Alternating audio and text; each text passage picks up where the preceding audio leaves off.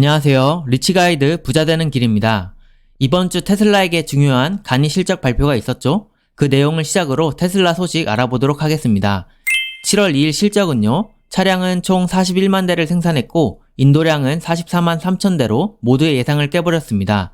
월가에서 43에서 44만 대를 예상하고 있었으나 실질적으로는 42만 대 정도 나오지 않을까 기대하고 있었거든요. 그래서 주가가 폭등해버렸죠. 그런데 주목할 것은 에너지입니다. 에너지 판매량이 9.4기가와트시로 전년 대비 157% 상승, 전 분기 대비 132% 상승을 이뤄냈습니다. 한마디로 말하자면 에너지는 가히 폭발적인 성장이었다고 할 수 있습니다. 왼쪽 그래프는 분기별 에너지 판매량인데 이번 분기에 완전 우뚝 솟았습니다. 오른쪽은 연도별 에너지 판매량인데요.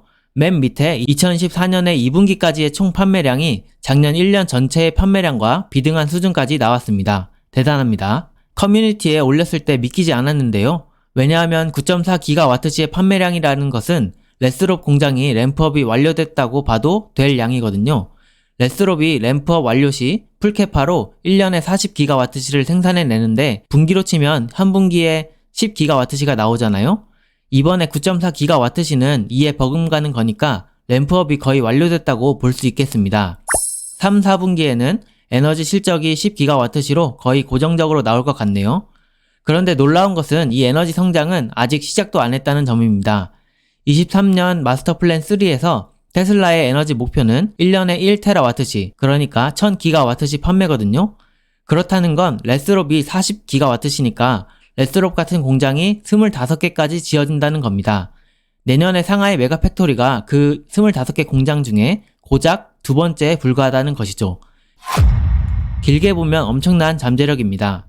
이번 주에도 뉴질랜드에서 메가팩 계약 체결이 있었습니다. 0.16 빌리언 달러 규모인데요. 에너지 수요는 정말 넘친다는 것을 알 수 있죠. 내년 에너지 분야 성장을 견인할 상하이 메가팩토리는 예정대로 공사가 잘 진행되고 있다고 합니다. 거기에 테슬라 차이나는 에너지 관련 인력을 모집하고 있습니다. 내년에 역시 에너지 성장이 이루어진다면 전에 말씀드린 것처럼 테슬라의 주가 변동성은 좀 줄어들고 안정적인 우상향을 그릴 것으로 보입니다. 2023년에는 14.7기가와트시를 판매했고 내년인 2025년에는 상하이 공장이 2분기부터 풀로 가동된다는 가정하에 70기가와트시를 판매할 것으로 보입니다. 그럼 올해 2024년은요? 이번 7월 2일 발표 전에는 1분기 실적 발표 내용에 따라 올해 에너지 성장률 75%를 반영하여 26기가와트시 정도를 판매할 것이라고 보고 있었습니다. 그런데 7월 2일 발표를 보니까 벌써 풀캐파에 이른 것으로 보이기 때문에 올해 약 33기가와트시를 판매할 것으로 예상됩니다. 예상치 26기가와트시에서 33기가와트시로 올랐으니 주가는 당연히 올라가야겠죠. 에너지 부문의 마진은 24.6%로 현재 테슬라 사업 부문에서 가장 높습니다. 그런데 최근에 메가팩 가격을 몇 개월 전에 비해 15%나 다운시켰는데요. 수요는 많은데 왜 가격을 내리는지 이해가 잘 가지 않습니다만 배터리 가격 하락이나 생산성의 향상 등에 의해 메가팩의 원가가 내려가서 그런 것일 수도 있고 테슬라의 사명을 지키기 위한 것일 수도 있고 점유율을 지키기 위한 것일 수도 있겠죠.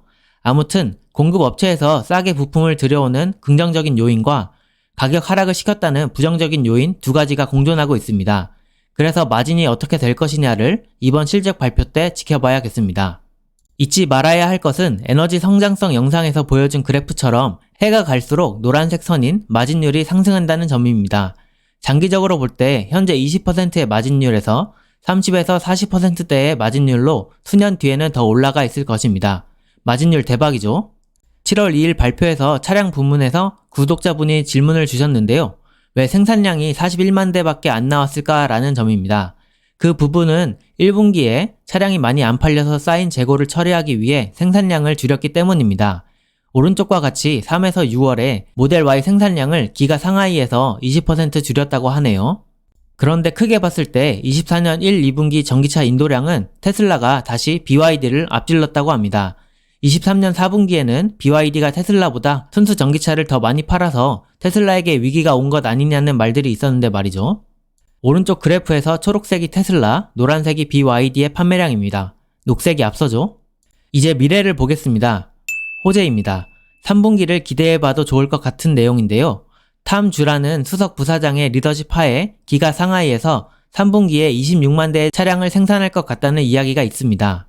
26만 대가 어느 정도냐면요. 제가 왼쪽 그림의 표를 바탕으로 계산해서 오른쪽 표에 옮겨봤는데요. 2023년 4분기에 26만 대를 생산했고 나머지 분기는 그 이하였습니다. 왜 생산을 많이 할까요? 많이 팔릴 것 같으니까 그런 거 아닐까요? 회사가 바보가 아니겠죠? 물론 부정적으로 보시는 분들은 수요가 부족해서 생산량 늘려봐야 재고만 쌓일 것이라고 보실 수도 있겠습니다. 그런데 최근에 중국의 장쑤성, 상하이 정부 등에서 테슬라 모델 Y를 차량 카탈로그에 등록했다고 합니다. 그러면 공무원들이 업무용으로 쓰는 차로 모델 Y를 사게 되면 수요가 늘어날 것입니다. 그리고 업무용으로 타보면 차가 좋다는 것을 느껴서 공무원들이 또 모델 Y를 개인차로 구매하는 수요도 생길 것입니다. 이 중국 정부 공무원뿐만 아니라 국영기업, 투자통제그룹 등에서도 테슬라 모델 Y를 구매하는 데 앞장섰다고 하니까 3분기에 기대해 봄직합니다. 두 번째로 사이버트럭의 램프업이 더 가속화될 것입니다. LG 엔솔과 파나소닉으로부터 4680 배터리를 공급받기 때문이죠. 그리고 기가 텍사스를 확장하고 있고 기가 베를린은 7월 초에 드디어 확장 공사 승인을 받았습니다. 차량 생산을 늘릴 준비를 한다는 것은 기업에서 향후 수요가 높아질 것이라고 예측하기 때문이라고 보여집니다. 물론 기가 베를린은 당장 3분기에 확장이 완성돼서 생산을 시작하진 않을 것으로 보이지만 말입니다. 그리고 기저효과도 있죠. 작년 3분기에는 차량 인도량이 43만 5천 대로 여타 다른 분기에 비해 많이 낮았습니다. 공장 업그레이드 하느라 생산이 적었던 탓입니다. 그렇기 때문에 전년 대비 실적이 상대적으로 괜찮아 보일 것입니다. 마지막으로 인력 해고로 인한 비용 절감 효과가 나타나기 시작합니다. 1년에 1빌리언 달러보다 훨씬 많은 비용을 아낄 수 있다고 했으니까 결코 적지 않습니다. 많은 투자자들은 이런 차량 인도량이 얼마나 늘었다와 같은 근시안적인 시야를 가지고 있지만 일론 머스크는 차량 인도량 증가 같은 것은 FSD나 옵티머스 로봇에 비해 매우 작다고 말했습니다. 그리고 FSD와 옵티머스가 이뤄지는 순간 빌 게이츠를 포함한 테슬라 공매도 세력들은 모두 사라지게 될 것이라고 자신감을 표했습니다. 그런 날이 오기를 바랍니다. 다음으로 트럼프와 바이든 중에 누가 테슬라에게 유리할 것이냐는 논쟁이 있었는데요. 제 개인적인 의견을 말씀드리자면 저는 트럼프가 당선되는 것이 테슬라에게 더 유리하다고 생각합니다. 물론 바이든은 전기차 보조금을 주고 트럼프는 전기차 보조금을 폐지할 것이기 때문에 바이든이 더 유리하다고 생각하시는 분들도 계신다는 거 알고 있습니다.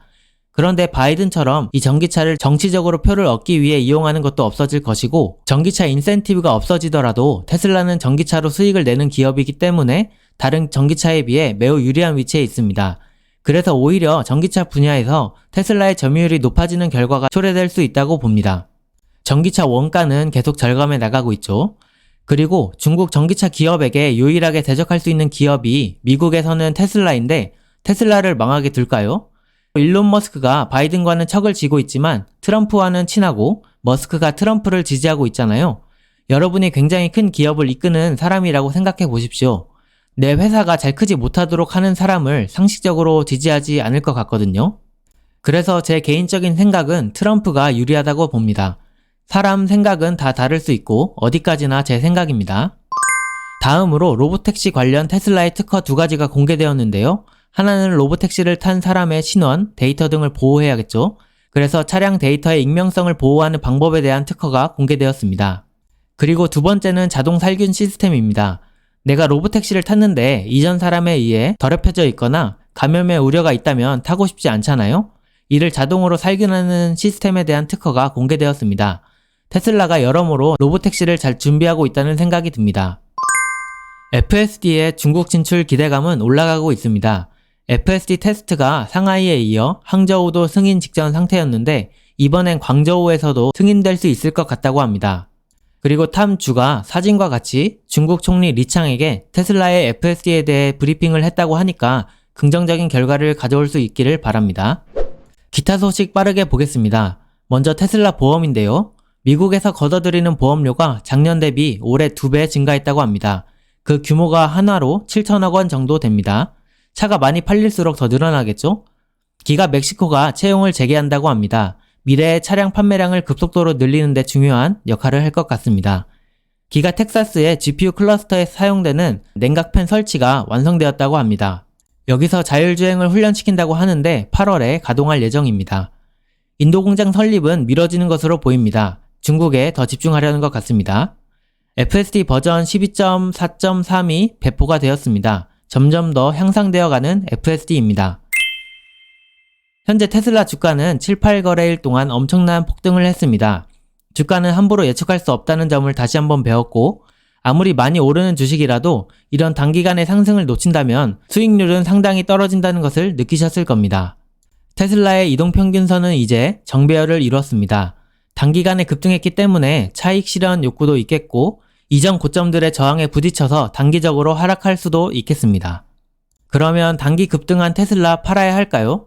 이미 매수하신 분들은 그냥 들고 가는 게 좋아 보입니다. 왜냐하면 앞으로 호재가 더 많기 때문입니다. 8월 8일 로보택시 이벤트, 사이버트럭의 수익 전환, 기가 상하이를 필두로 한 차량 생산 증대, 그리고 9월을 기점으로 시작될 것으로 보이는 금리 인하 등이 있죠. 금리 인하가 되면 테슬라는 물 만난 물고기라고 보시면 되겠습니다. 그렇기 때문에 들고 가야 합니다. 그럼 반면에 지금 사도 되느냐라고 물으신다면 그건 테슬라 투자 타임라인을 며칠 내지는 몇 년으로 잡고 있느냐에 따라 다를 것입니다. 장기적으로 보고 있다면 지금 사는 것도 싸다고 봅니다. 단기적으로 물리더라도요. 아직 반영 안 된 호재가 있다고 보는데요. 그건 바로 테슬라가 8월 8일에 공개할 것으로 예상되는 신규 차량 라인업입니다. 분명 1분기 실적 발표 컨퍼런스 콜에서 기존 생산 라인에 신규 차량들을 생산한다고 했었고, 이게 모두 실현되면 연간 300만 대 판매가 가능하다고 했습니다. 주가에 이것이 반영되지 않은 이유는 아직 그 차량들이 공개되지 않기도 했고 2025년 초에 이 차량들을 생산하는데 시간이 2개 분기 이상 남았기 때문입니다. 하지만 올해 인도량이 작년과 같은 180만 대라고 가정하면 300만 대 나누기 180만 대 하면 내년에는 66% 정도 인도량이 성장한다는 거죠. 물론 내년 초 늦게 생산 시작하면 이보다는 성장률이 낮을 겁니다. 어쨌든 30에서 50% 정도 인도량이 상승한다고 본다면 엄청난 모멘텀이 될 것입니다.